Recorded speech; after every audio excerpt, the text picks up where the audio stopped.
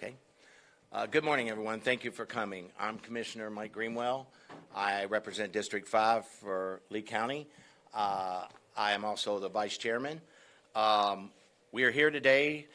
We have County Manager Dave Harner. We have Lee County Parks and Recreation Mac Young, and we have Lee County Extension Service Director David Outerbridge. Okay. Thank you for joining us.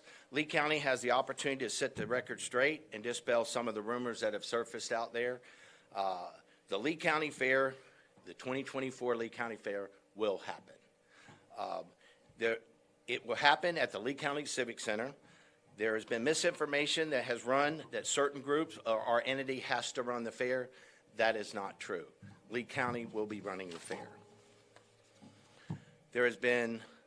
The board has always been committed to making sure that we have a 4-H program, a Future Farmers of America program, and a Lee County Fair, and we will have all of those.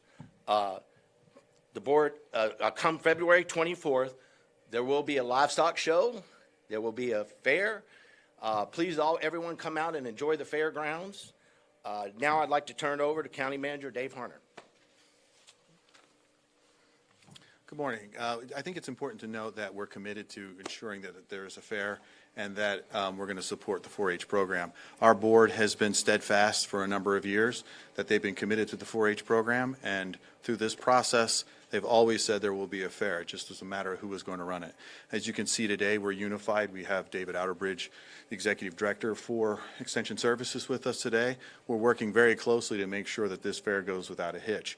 Some other misnomers that came out last night that we like to clear up. There have been negotiations for a number of years.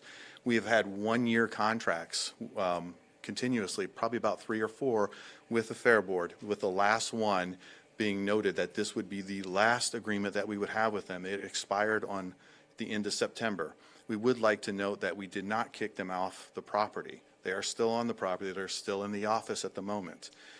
We did try to work with them all the way past the expiration date. So that happened. The last conversation we had was the Monday before this week's board meeting. So the goal was to ensure that there was a fair. The reason that did not happen, that the agreement did not come forward, unfortunately, we couldn't come to terms. Secondly, we have to ensure that a fair happens. The board gave us clear direction. Commissioner Greenwell, as the original liaison for the Fair Board, and our board clearly stated, again, I will repeat this, that there would be a fair this year and that we would support 4-H, and that's exactly what we're doing. So with that, I'd like to turn it over for any questions you may have.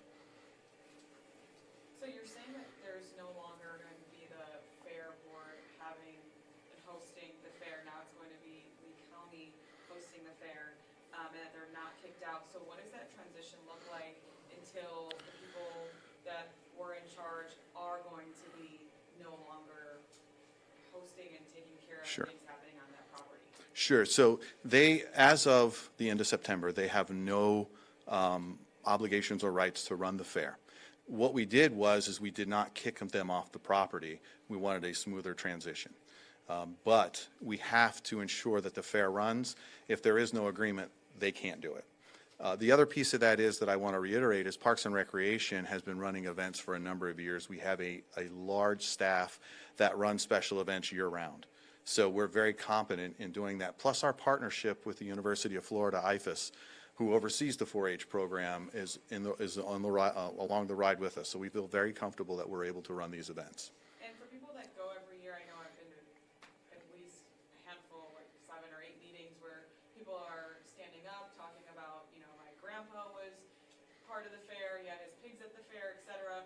People that are going, can they get the same feel, the same sense as if it was the Fair Board running the fair? Is it going to feel exactly or pretty similarly or possibly better than before? I like your last statement, better. Yes, I think, yes, they will have the same experience. We have a lot of volunteers that have volunteered for many years, 30+ years running these events. So running the fair event themselves that are going to be a part of this. So it's not just us. We're bringing in a lot of people that have a lot of experience running this specific fair. Has any consideration been given to the future of the fair property? I'm sorry, can you repeat that?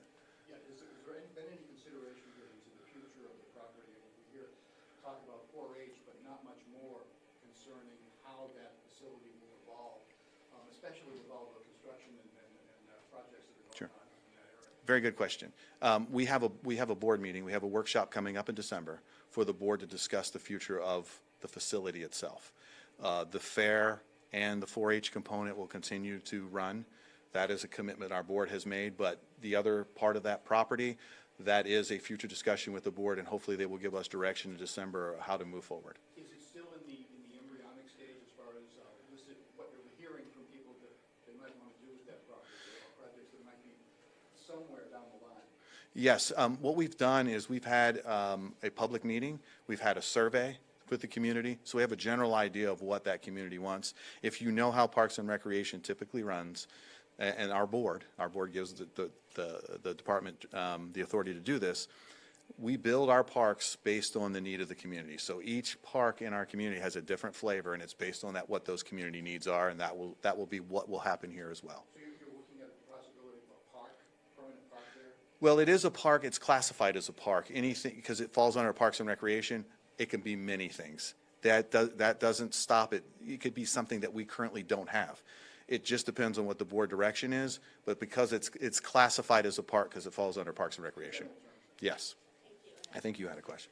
What specifically could not be agreed upon, and what made this agreement different from years past? Well, I think we've talked about this a number of times. The condition of the facility was failing. Unfortunately, and this is not a knock on anybody, unfortunately, some entities just don't have the capacity to put that type of money into a facility. That's a 30-year plus facility.